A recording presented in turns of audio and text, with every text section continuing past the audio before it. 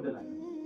ফিলিস্তিনের মুসলমান আমার মুসলমান ভাই, শুধু আমার মুসলমান না, এরা সাহাবাদের সন্তান। সুবহানাল্লাহ। বর্তমানে যারা আছে এরা সাহাবাদের সন্তান, পুরনো নবীদের সন্তান। এই যারা মরতেছে সাহাবাদের সন্তান, এদের পূর্বপুরুষের নবী, এদের পূর্বপুরুষের সাহাবায়ে কেরাম, এদের উপর আল্লাহ তাআলা ঈমানের কঠিন পরীক্ষা দিয়েছেন। বর্তমানে যারা মুসলমানের ওই সাহাবাদের সন্তান, তাদেরও পূর্বপুরুষ যারা ছিল তাদের মধ্যে এরকম কঠিন ঈমানি পরীক্ষা তাদের উপর আসছে। কসম খোদা, আমাদের উপর এই পরীক্ষা আসছে, কখনই বেমান নিয়ে কবর ছেড়ে দিতাম। আমরা তো এই সম্মুখীন কখনো 2 মিনিটও টিকতাম না।